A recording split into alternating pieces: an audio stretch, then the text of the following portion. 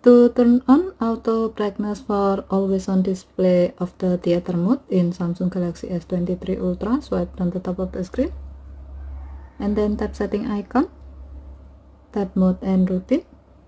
While you are in the mode screen, tap theater, tap change settings, and then tap always on display.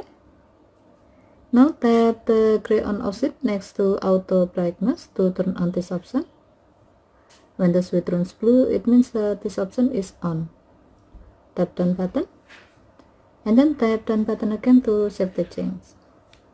By doing this, now when the theater mode is active, your phone will set the always on display brightness to auto, which means it will be adjust automatically based on your surrounding. Okay, thank you for watching. Have a nice day.